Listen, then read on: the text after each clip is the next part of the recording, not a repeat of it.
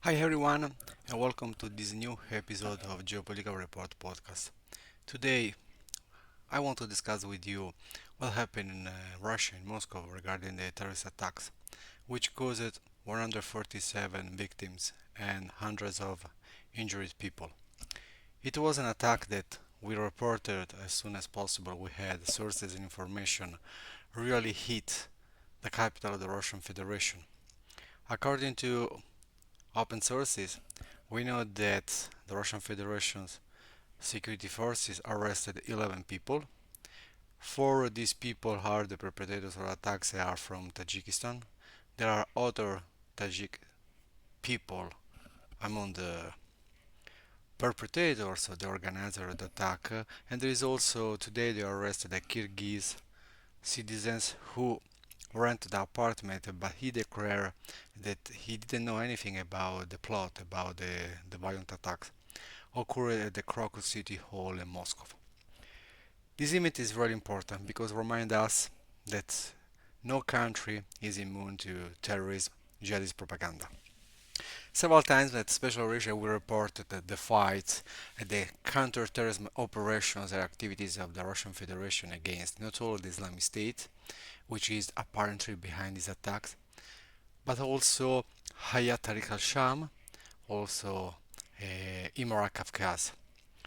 What is really important is that, according to the Russian officials, probably Ukraine is behind these attacks. We do not have any kind of sources, evidence which can confirm what Vladimir Putin, the Russian president, and other Russian officials, authorities declared.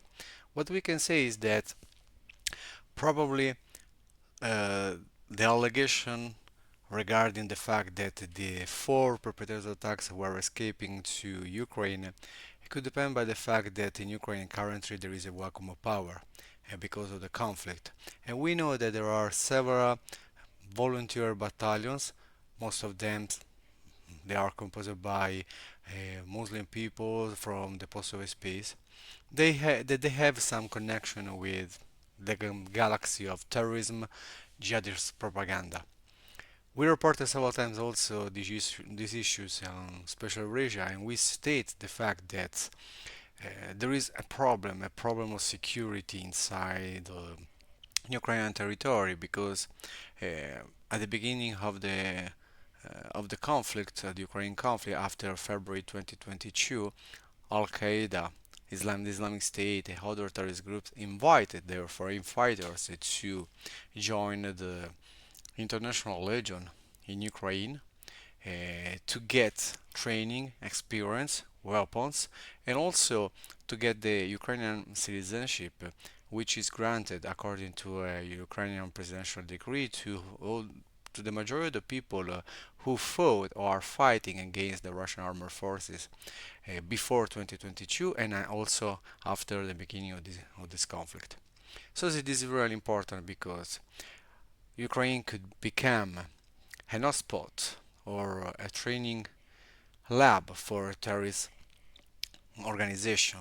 It is also important because as we always report and we analyze the fact that in Germany last year in July 2023 and at the beginning of this year in January 2024 the security forces arrested two cells, groups of people they were linked to the Islamic State. They were plotting terrorist attacks against some specific targets related to the Christianity or also specific targets where usually many people gathered to celebrate some specific event. And this is very important because they also if we look at the you know the strategy that the perpetrators of the attacks in Moscow have used, we can find some similarities with the Bataclan and with other terrorist attacks occurred in Europe, like in France and Belgium, United Kingdom, and Germany. And yesterday, checking on the dark web, we also, you know, shared an information that there is this picture where that was shared or was a hidden hit was created by one media agency related to the galaxy of the terrorism and it was like in this picture people can easily distinguish Rome, London, Paris, Berlin, and there was written like who next.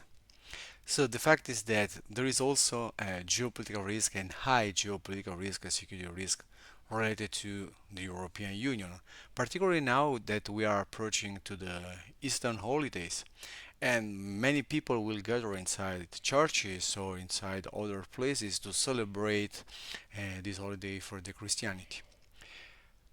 What is really important now is, first of all, to avoid that these terrorist attacks will increase the confrontation between the West and Russia and also between Ukraine and Russia. Apparently, it seems that Russian officials are pretty sure that Ukraine is behind these terrorist attacks. They didn't share any kind of evidence, and if we read also the statements released by the United States and other Western agencies, they believe that behind these attacks there is just the Islamic State. So first of all, is avoiding a more confrontation. Also, if we look at recent statements by NATO officials, by the French president, a, a confrontation, a war between the West and Russia will be a perfect gift for terrorist organization because in the book that we published in 2022, it was May 2022, we underlined the fact that several terrorist groups are trying to exploit the Ukraine conflict not only to train foreign fighters and to infiltrate their perpetrators of attacks, but also to cause more damages and more friction between the West and Russia and try to push them to destroy each other.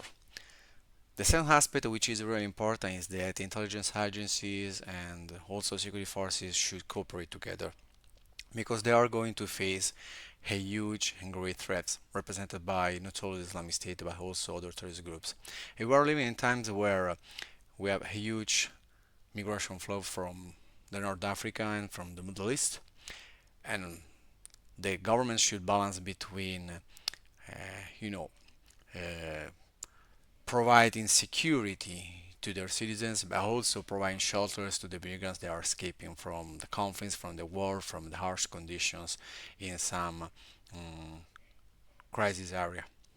And this is really important. So sharing intelligence, cooperating, and try also to monitor the situation in a specific area like the post-Soviet space, Ukraine, territory, North Africa, the Sahel, and the Middle East is essential. It is something that we are trying to do, SpecialEurasia, with our project related to the analysis of terrorism intelligence threat. Thanks for your attention. I wish you a good day and see you to the next episode of Geopolitical Report podcast. Bye bye.